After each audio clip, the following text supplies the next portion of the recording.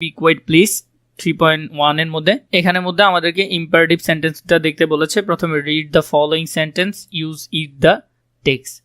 তো এখানের মধ্যে বলেছে ইম্পারেটিভ সেন্টেন্সগুলো, যেমন speak in a low voice. দেখো এখানে কিন্তু ভার্ব দিয়ে শুরু হয়েছে, এখানের মধ্যে কোনো কি ছিল না, এখানে কোনো সাবজেক্ট ছিল না। সাবজেক্ট মানে কি, কোনো কর্তা বা কারো সম্পর্কে ডিরেক্ট না বলে বলেছে speak is low voice, direct বলেছে। এরপর দেখো give me a glass of water, direct. Don't be noise, be quiet please, let's play carrom. এখানের মধ্যে যে বিষয়গুলো ছিল সেগুলো আমরা এখানের মধ্যে দেখেছি, যেমন ইম্পারেটিভ সেন্টেন্স। ইম্পারেটিভ সেন্টেন্স মূলত কি বোঝায়? আদেশ বোঝায়, অনুরোধ বোঝায়, নির্দেশ, এইসব বিষয়গুলো। আর সাধারণত এটা ভার্ব দিয়ে শুরু হয়। কি দিয়ে? ভার্ব দিয়ে শুরু হয়।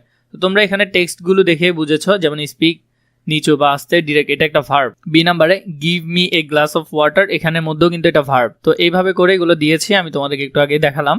এখান থেকে তোমরা সুন্দর করে ফেলতে পারবে। Those sentence tells some to do something, মানে ডিরেক্ট করার আদেশ বা নিষেধ দিচ্ছে। দোজ আর ইম্পারেটিভ সেন্টেন্স, এগুলো হলো যে কি ইম্পারেটিভ বাক্য। An imperative sentence gives a command, instruction, expire, request. It usually start with verb. তো এই যে আমরা একটু আগে লাইনটা দেখলাম, এটার বাংলা অর্থ হলো এটা। এখানের মধ্যে সাধারণত এটা ডিরেক্ট ক্রিয়া দিয়ে শুরু হবে। এখানের মধ্যে দেখো কিছু এক্সাম্পল দিয়েছে। Be kind, listen carefully, open your books, wash your hands, please keep silent. তো এখানের মধ্যে don't touch that, don't make a noise, let me. তো এই ধরনের বাক্যগুলো সাধারণত কি হয়? এগুলো সাধারণত হয় ইম্পারেটিভ সেন্টেন্স। কি হয়? Imperative sentence. আর ইম্পারেটিভ সেন্টেন্স কি করে? আদেশ দেয়, অনুরোধ করে, অথবা নির্দেশ দেয়। এই ধরনের বাক্যগুলো তোমরা মনে রাখবে একটু ভালো করে। দেখো বি কাইন্ড, দয়ালু হওয়া। এরপরে হলো যে লিসেন কেয়ারফুলি, মনোযোগ দিয়ে শুনো। ওপেন ইউর বুকস, তোমার বই খুলো। ওয়াশ ইউর হ্যান্ড, তোমার হাত ধোও। প্লিজ কিপ সাইলেন্ট, দয়া করে নীরব থাকো, দয়া করে অনুরোধ করছে। ডোন্ট টাচ দ্যাট, ওইটা স্পর্শ করো না। ডোন্ট মেক এ নয়েস, শব্দ করো না। এইভাবে ওয়ার্ডগুলো তোমরা একটু ভালো করে মনে রাখবে। Let me recite the poem, আমাকে কবিতাটি আবৃত্তি করতে দাও। Let her explain the topic, ওকে বিষয়টা ব্যাখ্যা করতে দাও।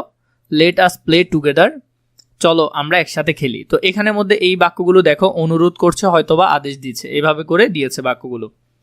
এরপরে যেটা দিয়েছে তার 0.1 মধ্যে write imperative sentence for each of the following statements. The first one is done for you, প্রথমটা তোমার জন্য করে দেওয়া আছে। প্রথমে your friend is making a noise will you are doing your homework. যখন তুমি তোমার বাড়ির কাজ করছিলে তখন তুমি তোমার বন্ধু কি করছিল? নয়েস মানে সাউন্ড করছিল। তখন তুমি ইম্পারেটিভ সেন্টেন্সে ওকে কি বলতে পারো? বি কোয়াইট প্লিজ, চুপ থাকো, প্লিজ দয়া করে চুপ থাকো। দয়া করে, তো দয়া করে সাধারণত কি? অনুরোধ করা হচ্ছে। আর অনুরোধ কি বাক্য? ইম্পারেটিভ বাক্য। You are asking your classmate to help carry your bag.